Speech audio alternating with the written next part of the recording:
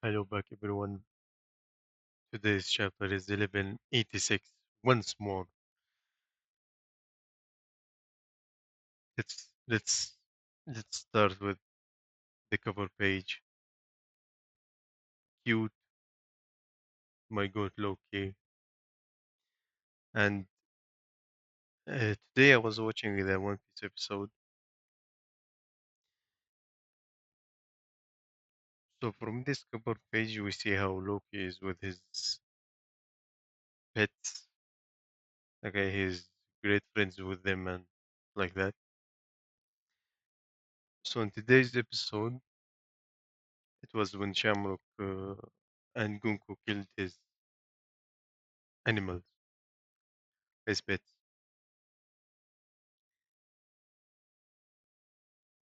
So in the anime, it was like more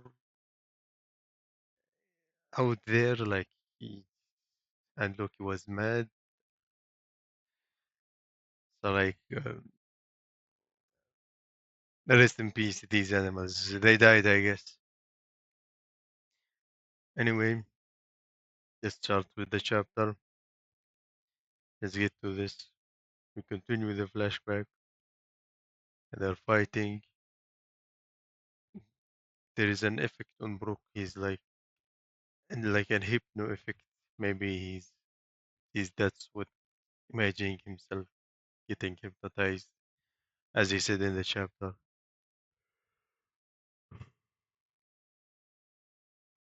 So we see this guy. We see uh, that's Joro, maybe that's Joro. The bird. Also, we see Emu on top of him. So Emu is controlling the bird. Maybe from Brook's perspective, all he saw was Gunko, the king, and whoever is behind Gunko. So he did not see the bird, the shadows, because he was just not in his right mind. So we see the emotional scene. Rock's O 0 point what O 05 dies, and Brooks is just remembering, like, come on, come on, just make this guy the main character already. Come on, bro. Come on, bro. Anyway, continue. Emu gets annoyed. I have no idea who closes the door, or is it Emu leaving from the door and the bird leaving from the window? I have no idea.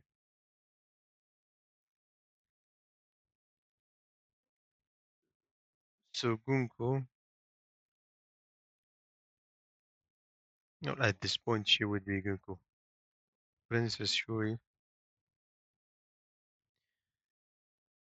starts talking that she's the Celestial Dragon. This guy is not her real dad. Maybe, not so sure. When the Celestial Dragons arrived in the last chapter, when they arrived in the island, something happened with the commander, Shuri's mother, and from this chapter, that guy said he's Knight of God, Saint Manmeyer, Gro. So Gro said he was there. He saw Brook. He remembers Brook, but Brook was not uh, allowed to be near him. So maybe this guy did something to uh, the queen. Way easier on me. Maybe did something to the queen. Shuri was burned. We see the eyes. He starts blabbering. He says he could not have awakened the eyes. And maybe Shuri can awaken these eyes. Do we know anything about these eyes? We don't. Hopefully, it's not the same eyes as, or the same ability as uh, Pudding's eyes, just reading the Pornoglyphs or whatever. They have the same eyes, the homophobia eyes, as they call it.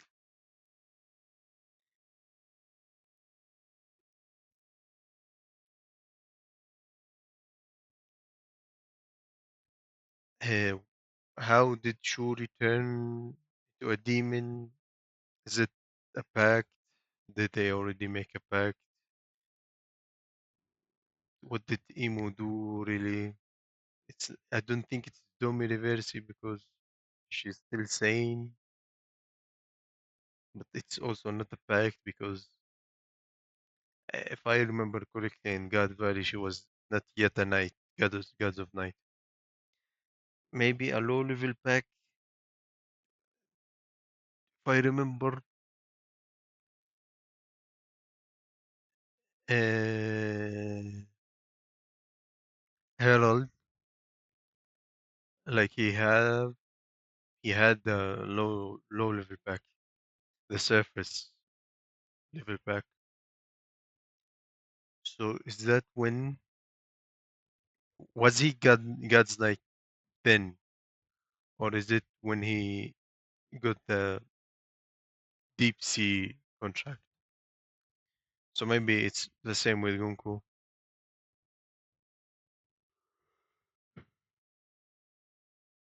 Is it any different when it's forced or like acceptance with Herald? Mm, so anyway, we know what the Celestial Dragons do. We can see what's happening here. We see the moment. Warp, my god. So Mu is still there. He says, Tu has said too much, Mu. So he was just talking about the eyes, whatever.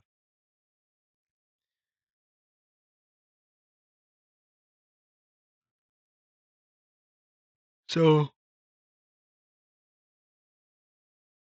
100% surely everything was planned from the world government. The plague, the disasters, whatever. And here he goes.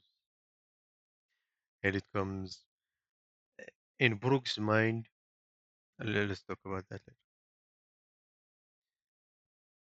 He's trying to defend himself.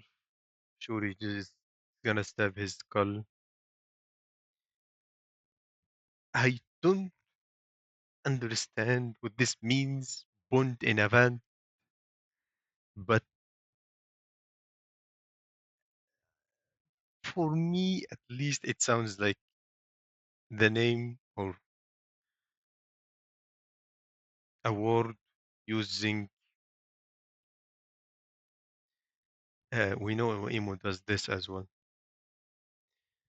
The word it means or it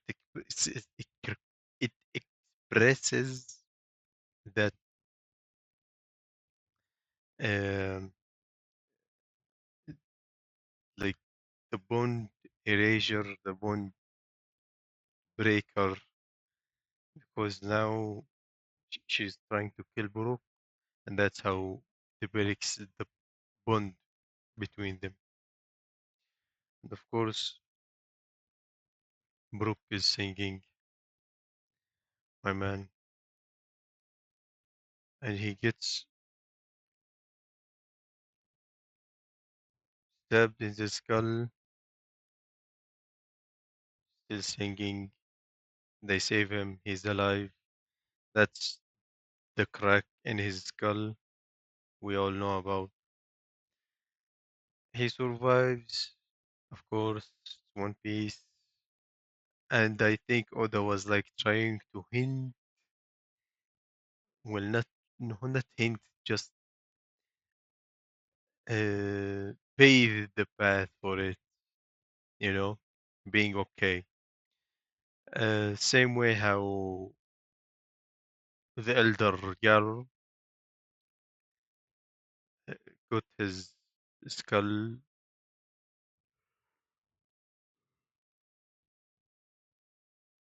or got a sword in his skull. So each other were just paying the pipe for each other, like, okay, yeah, here we go. Brooke doesn't remember anything when he wakes up. He asks, they tell him, he remembers, passes out, cries. That's the end of the flashback. My god, my man. Love this guy so much. Just, anyway, back to the present. Back then, I didn't even know what a devil fruit was. The princess seemed so different after the king's murder. It was chilling. She looks like she just looked like a demon. But I always thought I was hallucinating. If that was actually real, though, hey, you guys, do you think if it's okay if I put my faith in Princess Shuri once more? Frank is. Anyway, from Farouk's perspective in the castle,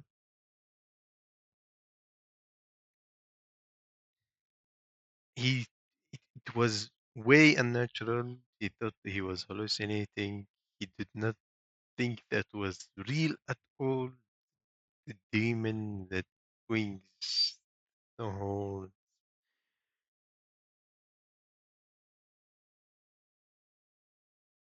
Mm,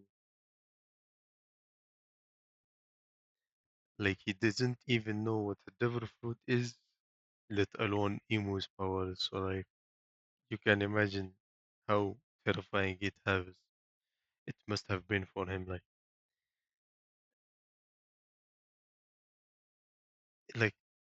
you see a nightmare from your perspective, like maybe it's a cat or something. Okay, from your perspective, the cat just looks like a monster. For maybe some mentally ill people can see these visions as well. I don't know. So from his perspective in that scene, it was like the baby he knew, the one he took care of, Princess Shuri, was just not herself anymore. It was a complete different person. He must have not felt okay. So then he says, if she's the victim, then I want to save her, Princess Shuri. We also see Imu's attack didn't do anything. She's still stuck in ice, which also confirms the theory or the speculations about the ice not melting only by being able to melt only by Ragnir, which also leads me to another speculations, not mine. Uh, at the end of a chapter, so Brook begs them, "Let me your strength," and they get into this. Frank is crying. Let's go. So can't do anything. So Brook goes running to get back to the school. Luffy's eating. He's on it. He's back. Let's go. So we see Loki and Emu. Mu wants to. Mu tells Loki how it's just history repeating itself. 800 years ago, the giant race were defeated in a bid to rescue their children. So Mu did the same thing and it worked. So he's doing it again this time too. So someone said like 800 years ago, Mu was here. Ragnar remembers him or just knows what Mu is. So that's why he's mad. He's looking for revenge, as Mu said. 800 years ago, they did this. Mu defeated the god oh, the war god of Elbaf at that time. Ragnar escaped. So I'm imagining like Mu was fighting the giants. He defeated the war god. So Ragnar froze all the rest of the giants, or maybe just it was the crew, like with the war god. So Ragnar froze them, and he escaped. Then maybe didn't freeze all of them. Someone need to tell the tale. So the frozen giants in that time are the ones we saw in Pankazak. These are the giants frozen by Ragnar.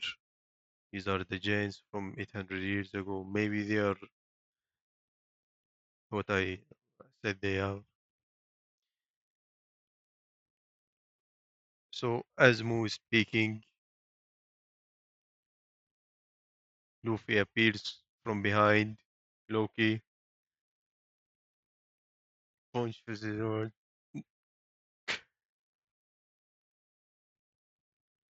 and that's it. That's how it starts. We're done with the flashback, the main battle. Of course, we're not gonna see everything now, per usual.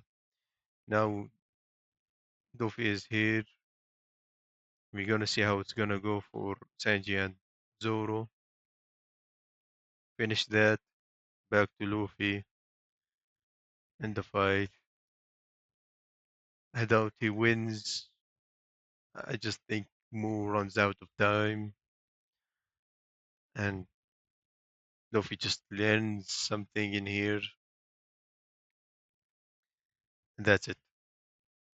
That's the chapter. That's I talked about everything, right? Yeah. All right. That's it. Leave your comments, your questions, whatever, bro. Give me like, subscribe. I'm excited for the fight. I want to see how it goes. Gonku's gonna be back. Mu's gonna be furious. All right. See you, everyone.